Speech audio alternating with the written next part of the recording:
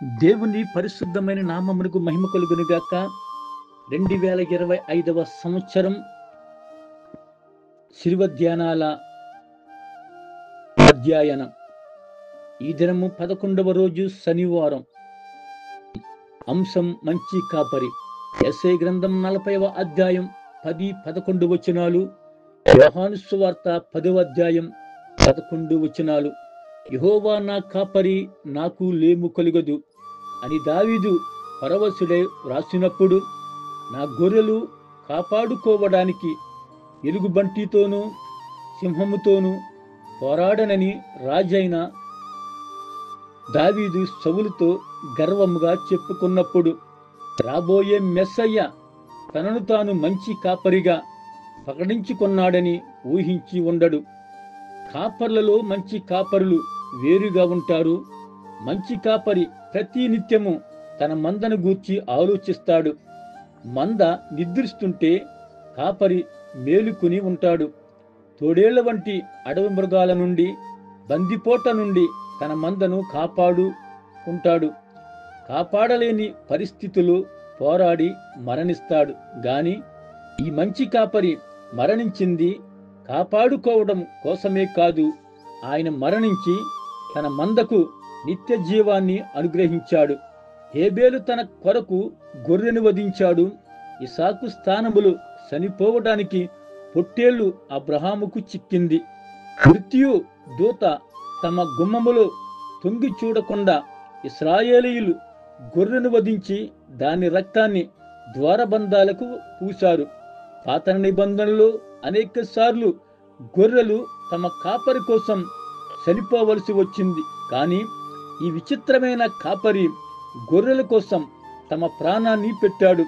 తన గొర్రెల శాశ్వత రక్షణ కొరకు, వారు సమృద్ధి అయిన జీవితాన్ని జీవించడం కొరకు ఆయన తన ప్రాణాన్ని పెట్టాడు.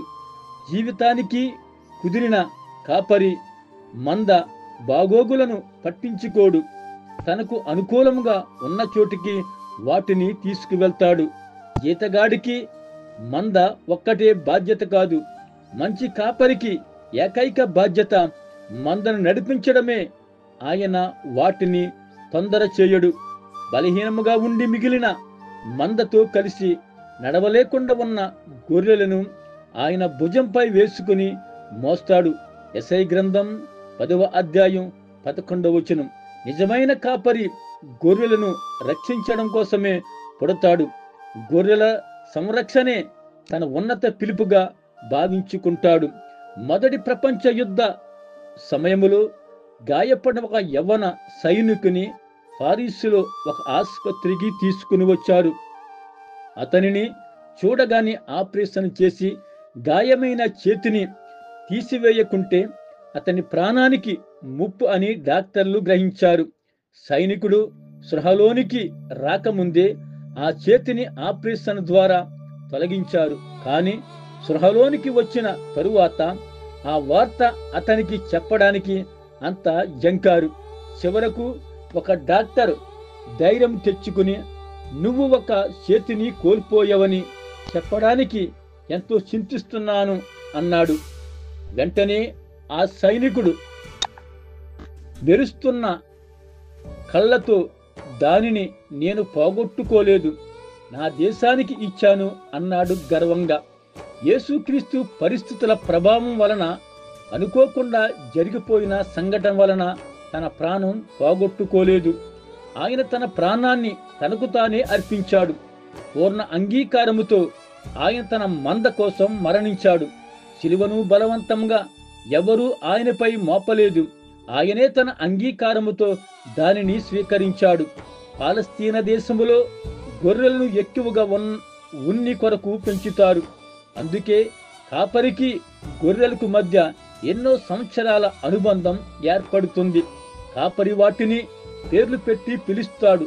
కాపరి స్వరాన్ని గొర్రెలు గుర్తుపడతాయి. ఈ రోజుల్లో ఆత్మీయ సమావేశాల పేరిట వినబడే రణగోను ధ్వనుల్లో, రకరకాల వాదనల అయోమయములో బక్కసిక్కిన చిన్న గొర్రె తన మంచి కాపరి స్వరాన్ని వినగలుగుతున్నదా ఆలోచిద్దాం. యేసుక్రీస్తు తన శిష్యులను పంపినప్పుడు తోడేళ్లు ఉంటాయని హెచ్చరించాడు. మత్తయి సువార్త 10వ అధ్యాయం 16వ వచనం. అపోస్తలుడు పౌలు ఎఫెసులో సంఘ పెద్దలతో మాట్లాడుతూ క్రూరమైన తోడేళ్లు మందలో జొరబడతాయని, అవి మందను కనికరింపవని చెప్పాడు. అపోస్తలుల కార్యముల గ్రంథం 20వ అధ్యాయం 29వ వచనం. సంఘానికి వెలుపల లోపల కూడా ప్రమాదం పొంచి ఉంది. క్రీస్తు వలె సంఘం కొరకు ప్రాణం పెట్టగలిగే కాపరులు కావాలి. మంచి కాపరి మందను నడిపిస్తాడు. కీర్తన 77వ కీర్తన 20వ చరణం. పోషిస్తాడు. కీర్తన 95వ కీర్తన 6వ చరణం. విశ్రాంతి కలుగజేస్తాడు. కీర్తన 23వ కీర్తన 2వ చరణం. కొండల్లో, కోనల్లో, లోయల్లో, ఎడారుల్లో ఆయన స్వరం వినిపించని స్థలం లేదు. కష్టాల్లో, నష్టాల్లో, వేదనలో, శోధనలో ఆయన కరం తాకని జీవితం లేదు. పరమ తండ్రి, మా మంచి కాపరి, మమ్ముని వెతికి మందలో చేర్చుకున్నందుకు మీకు స్తోత్రాలు, వందనాలు.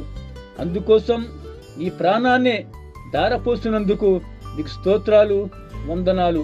మా మంచి కాపరిగా, మా స్వంత కాపరిగా మమ్ములను నడిపిస్తున్నందుకు వందనాలు, స్తోత్రాలు.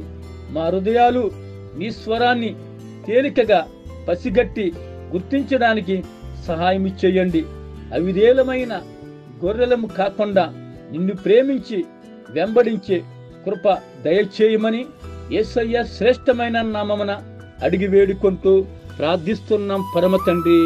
ఆమేన్.